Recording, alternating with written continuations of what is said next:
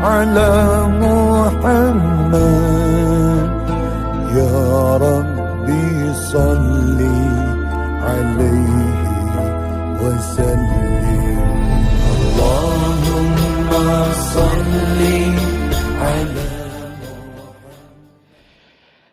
Acara selanjutnya, acara inti, yaitu kajian Islamiyah yang akan dibawakan oleh Ustadz Ade Nasruddin.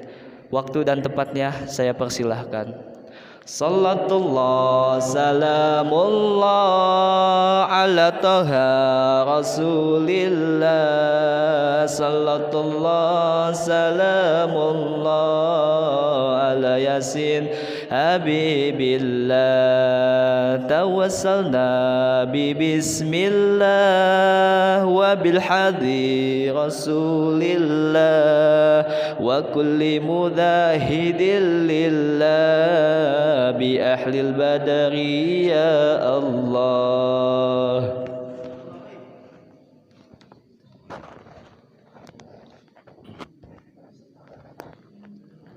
Assalamualaikum warahmatullahi wabarakatuh.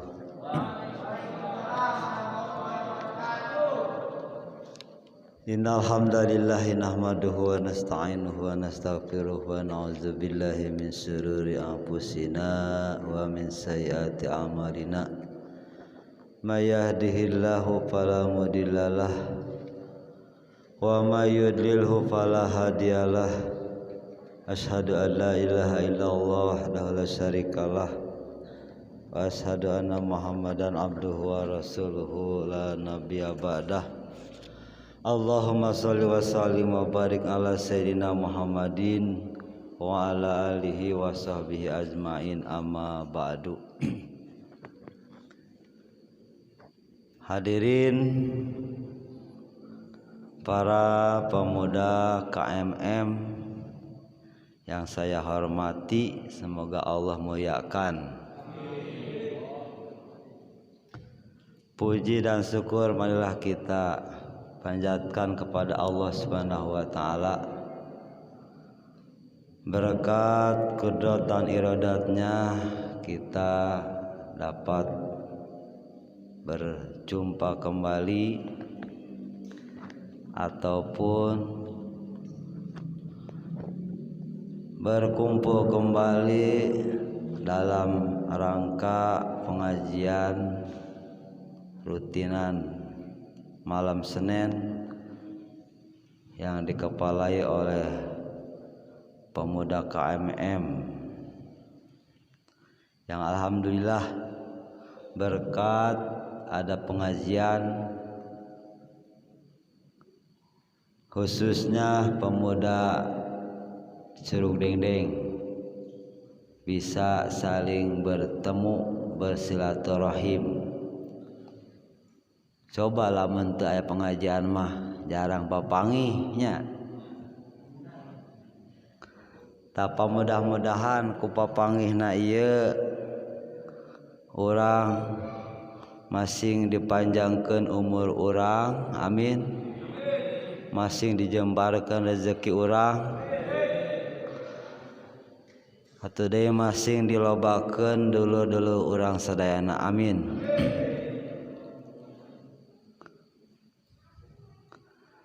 Saya tidak tahu nih judulnya.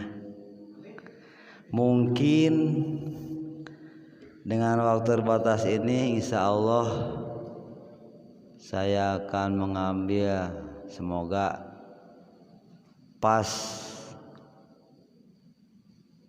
dengan kesuksesan di alam sana atau di akhirat. Karena di alam akhirat ada yang bangkrut, ada yang sukses. Mungkin semuanya udah pada tahu. Sering dibahas orang yang bangkrut, yaitu disebut orang muflis ya. Orang muflis ketika berhadapan dengan Allah banyak utangnya, banyak kejolimannya ya.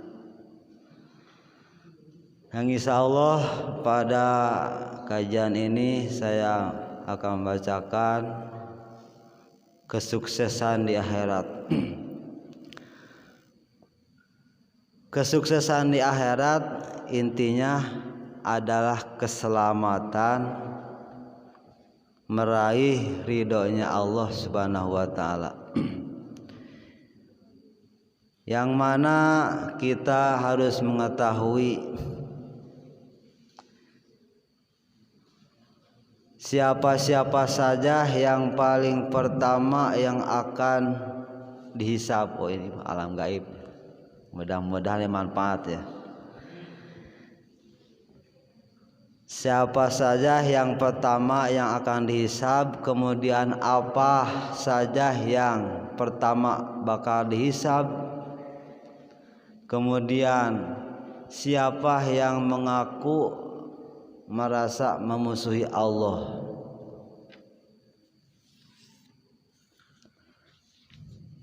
Di dalam kitab Qurtubi ini karangan Abdul Wahab Asy'arani, semoga bermanfaat.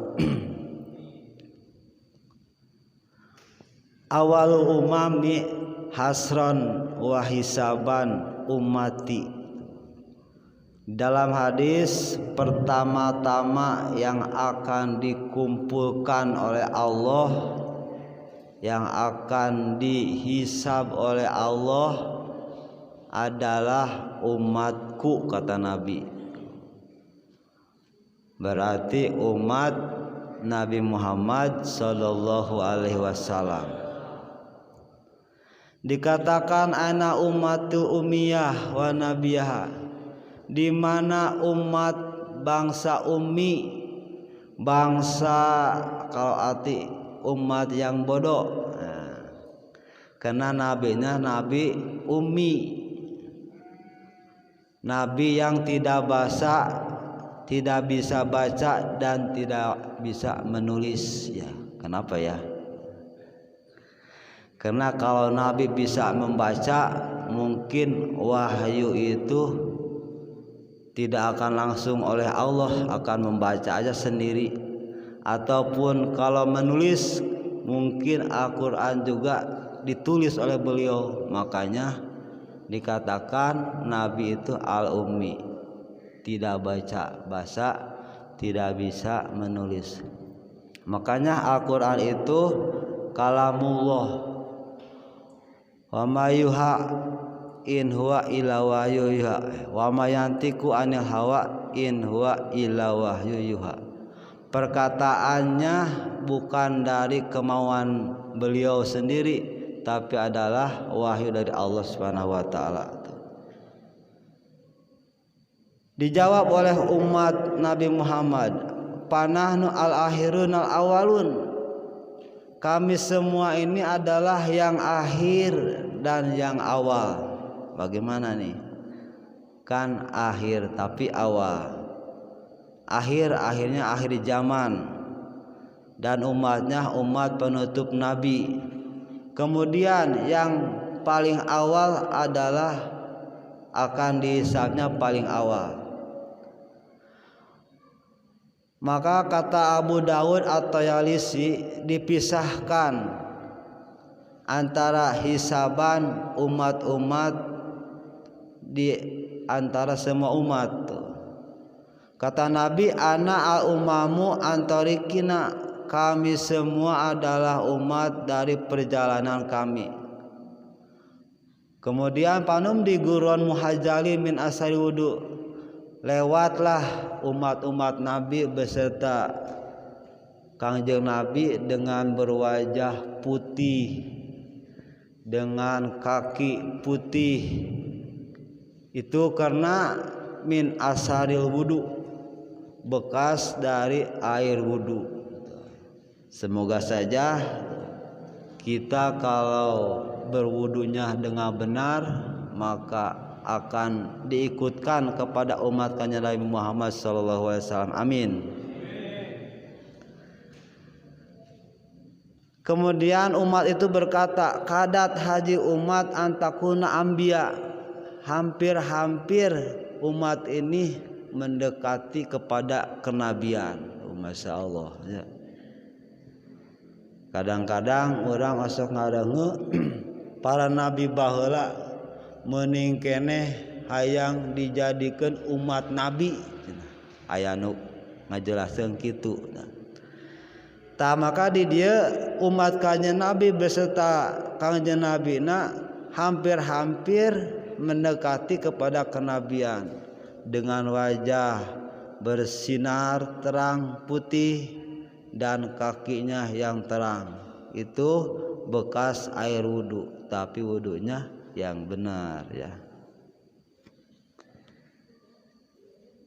Semoga tuh dengan hadis ini kita bisa menjadi orang sukses ya, insyaallah amin. Pertama yang akan dihisab orang adalah yang berkaitan dengan apa tuh? Kalau pembunuhan itu awalu ma yuhasabu bil abdu as-salatus wa awalu ma yuqra bainan nas yaumil qiyamah fidima. Yang pertama akan dihisab, yang akan dihitung oleh Allah semua amal adalah amal salat. Kemudian yang pertama orang yang akan dihisab adalah orang yang berkelahi lah, masalah darah. Kemudian orang yang paling pertama mengakui memusuhi Allah adalah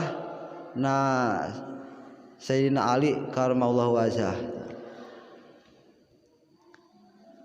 Ketika itu Sayyidina Ali mengaku memusuhi Allah itu karena bermaksud untuk memperlihatkan kepada temannya dari kupar-kupar Quraisy. Kata Allah, hazani hosman ihtasamu fi rabbihim. Dua lelaki ini bermusuhan dua-duanya, kemudian bermusuhan dalam masalah ketuhanannya, pangerannya. Itulah di antaranya penjelasan yang pertama dihisab, kemudian orang yang pertama dihisab dan yang mengaku dihisab.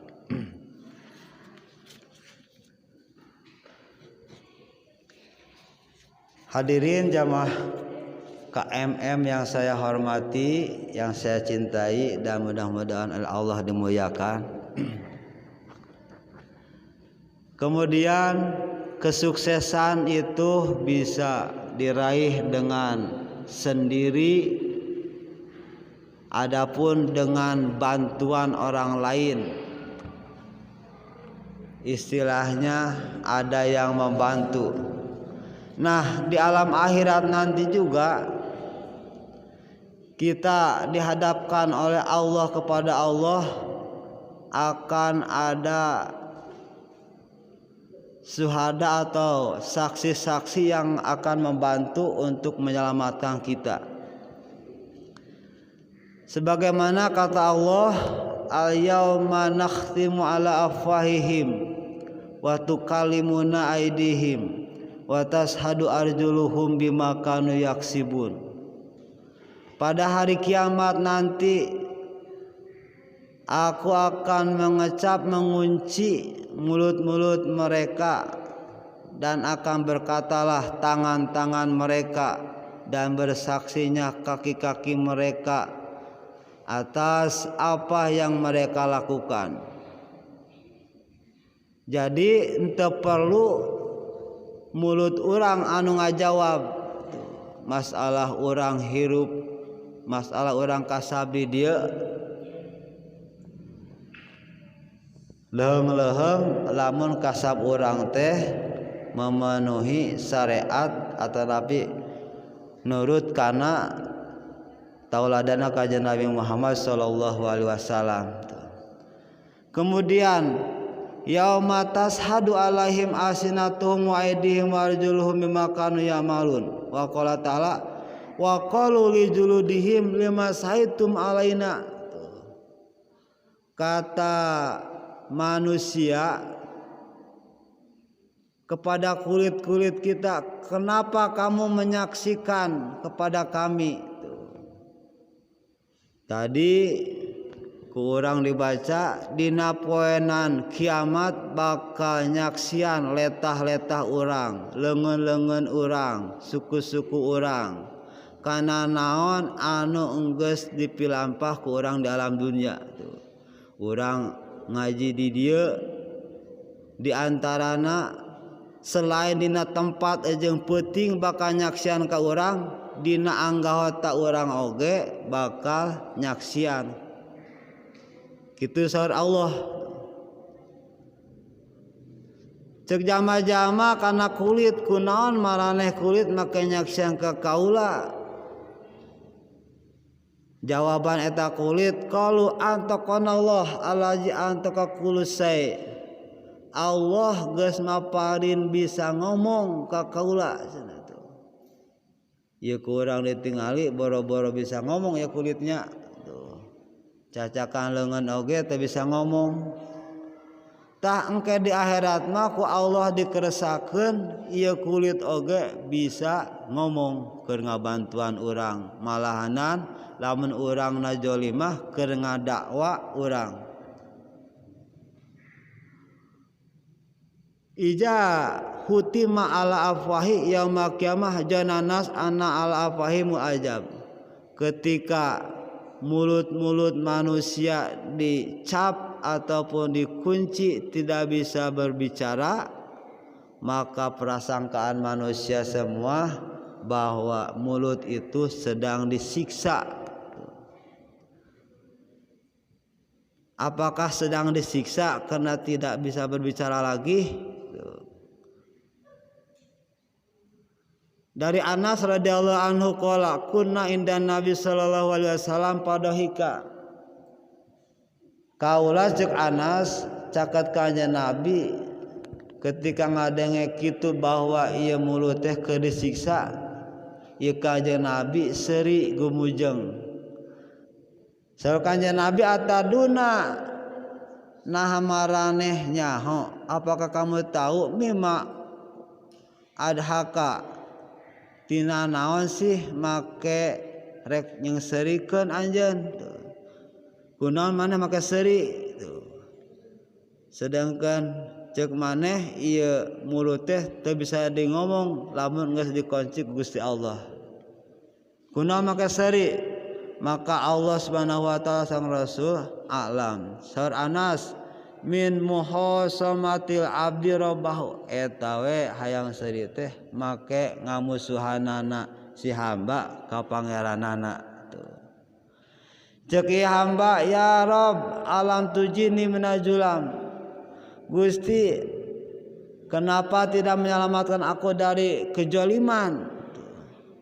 Kunaon make teu nyalametkeun abdi tina anu jolim? Sa Rasulullah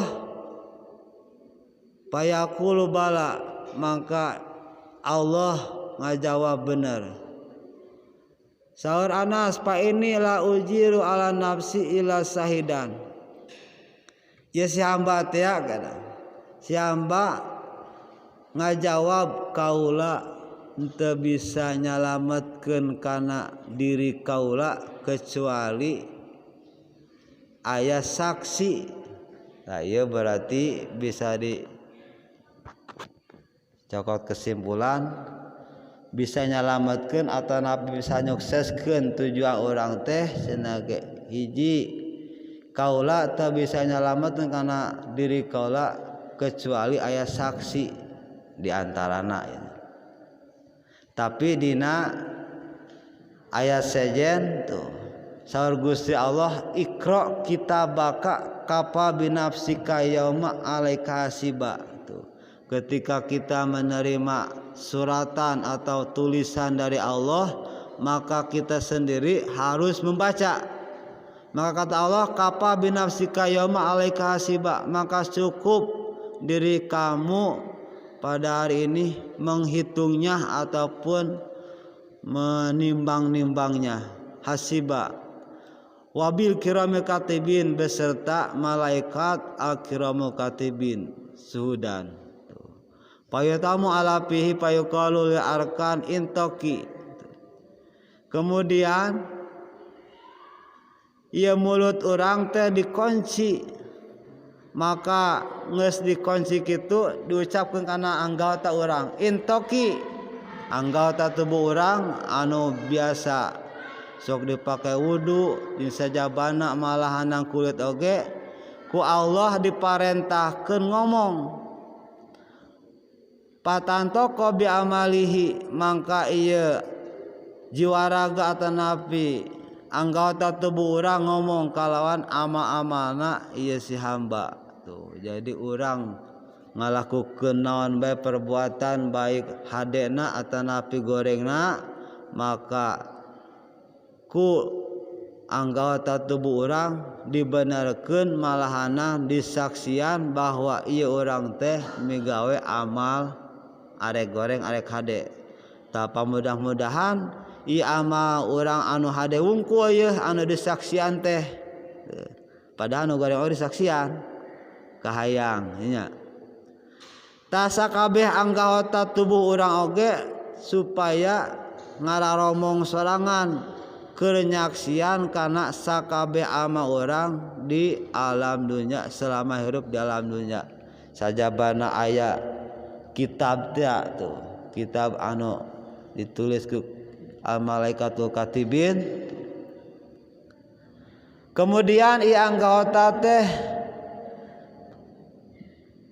nyarita deui budan wasuton hana jauh jeung hana benci lakin paan kunna kuntu jadilu, maka ti maraneh kabeh eta kaula bisa jadi ngamusuhan. Wa min huna naha Rasulullah sallallahu alaihi wasallam, tahtina sabab eta Rasulullah sallallahu alaihi wasallam ngalarang ani jidali fil ilmi, ngalarang kana ngamusuhan dina masalah ilmu. Jadi ilmu terutama ilmu syariat anu alus ulah osok dimusuhan.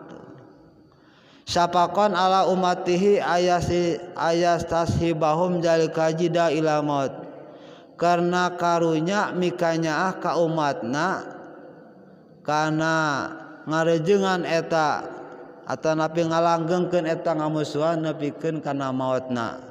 Tuh, jadi Nabi ulah sampai ieu ngamusuhan kana ilmu nepikeun ka dibawa maut.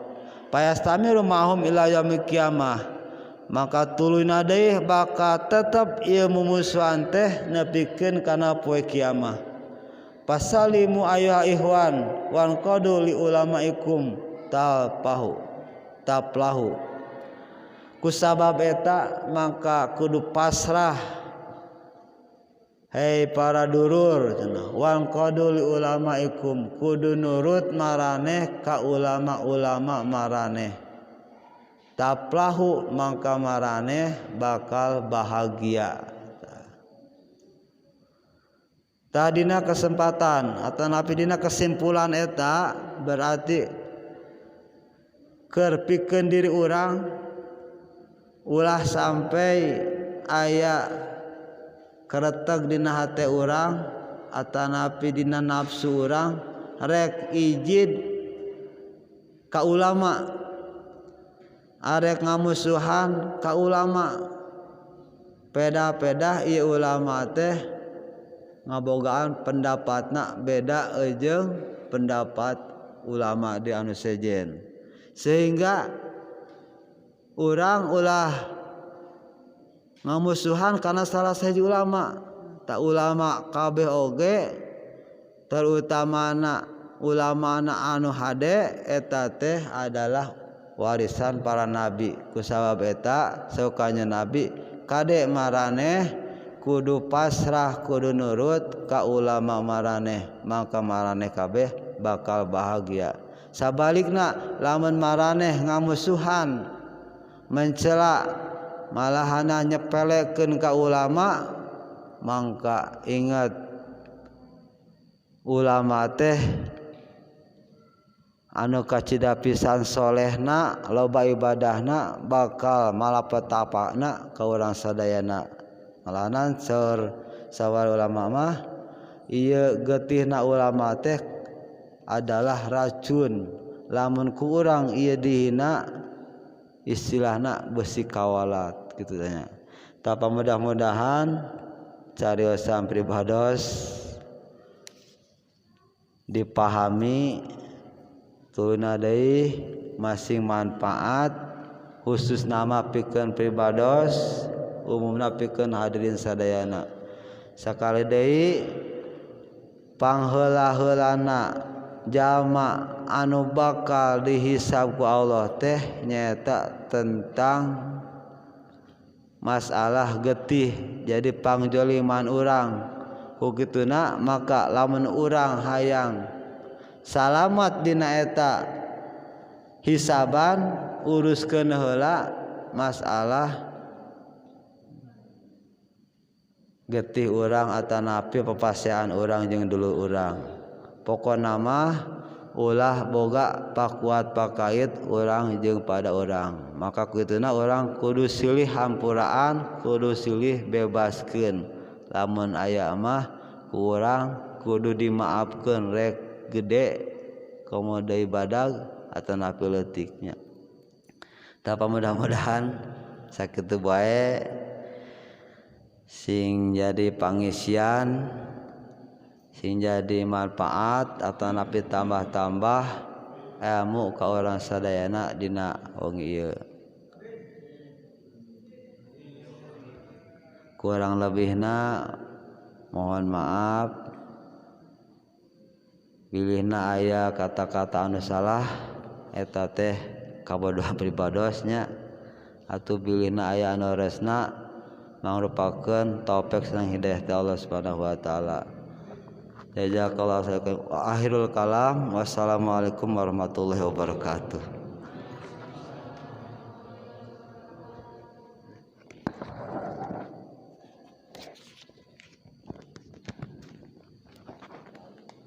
Hatur nuhun ke Ustadz Ade Nasruddin yang insya Allah ilmunya bermanfaat, yang mudah-mudahan tadi ada yang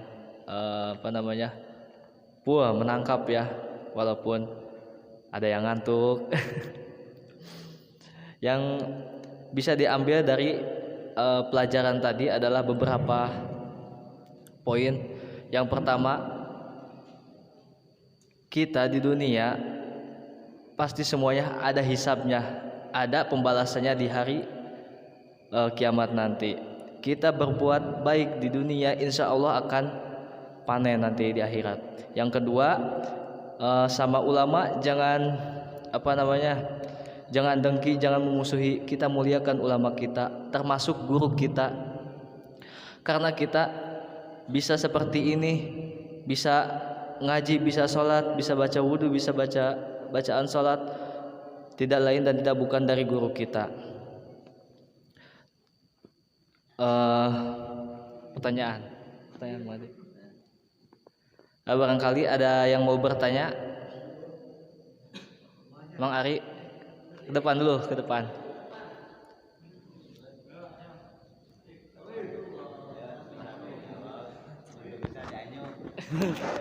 Kan sekarang itu hari kiamat ya. Bagaimana sih? Assalamualaikum warahmatullahi wabarakatuh. Kan sekarang itu udah musimnya kan tawuran di mana-mana kan. Gimana sih kalau hari kiamat itu seperti apa sih hari kiamat itu gitu? Nah, bukan orang gitu bingung ya, itu pertanyaannya bingung ya.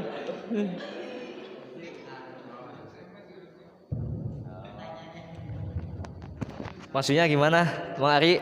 Kita tawuran. Ada yang banyak tawuran, mabuk gitu. Iya. Hari kiamat itu terjadinya kapan gitu, di mana gitu? Oh, kita berbuat kemungkaran seperti tawuran. Nanti gimana balasannya di hari kiamat nanti? Itu kata Ari. Terima kasih Saudara Ari. Bertanya, kita melakukan tawuran ataupun kejoliman gitu ya, dan bagaimana balasannya di hari kiamat nanti. Apalagi sampai terbunuh gitu ya. Nah, pada hari kiamat nanti itu ada manusia yang tadi kepada Allah membawa kepalanya, sambil kepala ini bercucuran darah tuh. Urat-uratnya bercucuran darah. Kemudian tadi ya.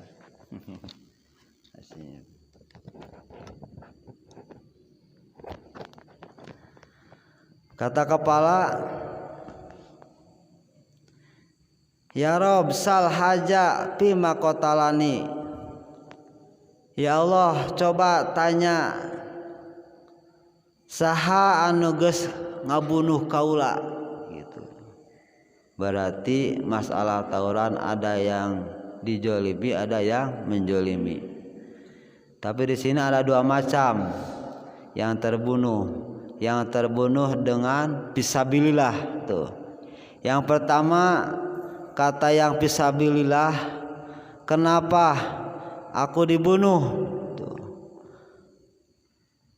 Kata Allah, Allahu alam tuh, yang membunuhnya, yang dibunuhnya menjawab, qatatuhu payaku ya Rabbi, qatatuhu litakunu ijatulaka, kaulah membunuh orang itu karena meninggikan kekuasaanmu atau karena ngagungkeun Gusti Allah tuh, seperti jihad, seperti FPIT menanya melawan kerusuhan ataupun kemunafikan, kejaliman sampai mati.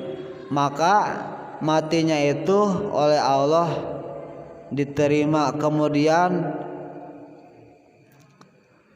Allah akan menjadikan wajahnya itu bercahaya seperti bercahayanya sinar matahari itu. Kemudian disebarkan ke ahli surga. Dan datang lagi seorang yang dibunuh tuh. Dia membawa kepalanya dengan urat-uratnya bercucuran darah. Kemudian kepala itu berkata, ya Rabb sal haja, coba tanyalah siapa qatalani yang membunuh aku. Kata Allah kepada itu, Allah Maha mengetahui. Maka yang membunuh menjawab, aku membunuh orang itu karena kegagahan kaula, karena kesombongan kaula. Ayat ama amak we kuring amak metak mahan oge atau napi tauran alasan li'ilai kalimatillah, maka eta jamaah anu dibunuh eta maka naon tah rugi cilaka, anu akhirna anu ngajolimna oge henteu didakwa eta mah. Nu jolim ngajolim deui terus anu nyiksa deui kitu, eta mah dibalas dengan kejoliman. Kita tanya di hari kiamat. Jadi kesimpulan aku mah tah, jadi lamun urang jolim mah anu dijolim ka urang teh ngajolim deui ka urang, kecuali lamun urang ngabunuhna karena li'ilai kalimatillah atanapi karena Allah maihan jama murtad, eta mah moal ngabalas ka urang ku Allah langsung diangkat gitu tanya. Mudah-mudahan tak kaharti tah itu. Sudah.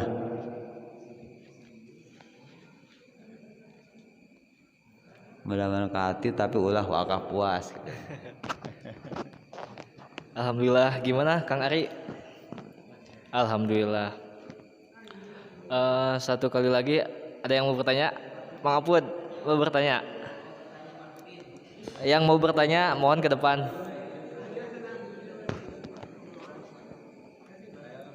Masya Allah. Ini dari Cikalang nih jauh-jauh ke sini.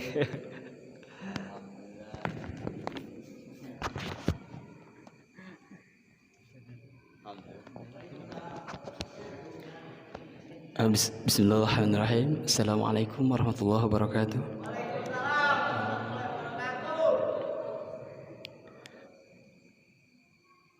Mudah-mudahan kita semua di sini niat datang ke sini dengan hati yang ikhlas, dan mudah-mudahan kita ada dalam rahmat Allah Subhanahu wa taala dan ampunannya. Saya ingin bertanya kepada guru tercinta saya, Bapak Ade Nasruddin. Begini, Pak Guru, Pak Ustadz, Pak Ade,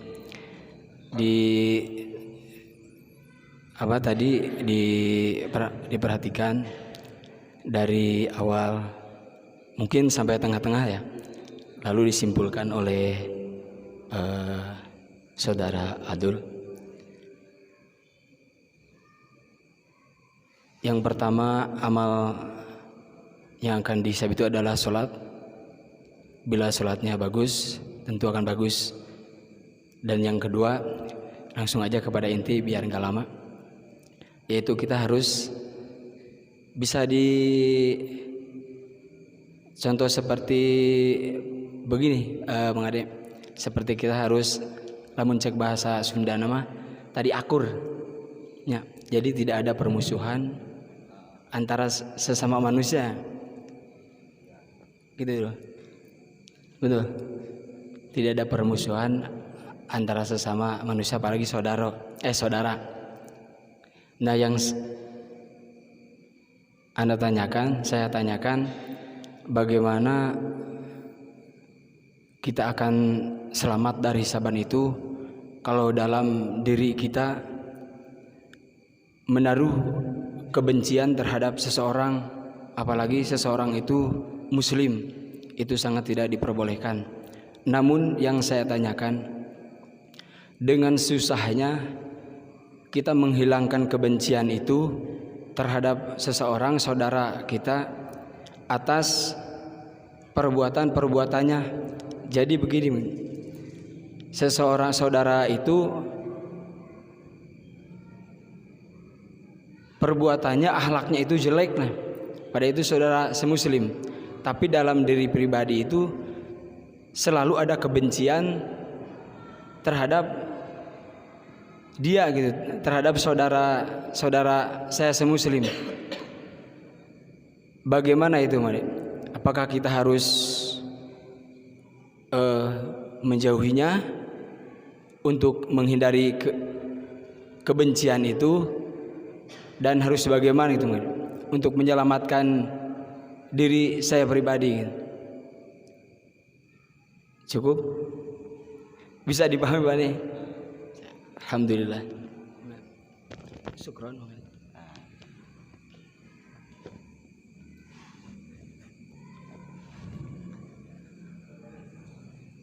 Pertanyaan dari Saudara Pudin, bagaimana mengatasi urusan ini antara keluarga atau saudara yang saudara kita itu sifatnya menjengkelkan ataupun buruk, kemudian kita tidak bisa henti-hentinya membenci kita ya Din. Nah, kalau kita kembali kepada ciri-ciri orang yang bertakwa adalah diantaranya wal kajiminal goeja, bisa menahan marah, boleh ataupun kita kalau bisa membenarkan, menuntun orang yang salah itu, kemudian tapi kepada orangnya jangan membenci ya, tapi harus membencinya kepada perbuatannya. Nah, gitu aja. Jadi jangan dijauhi.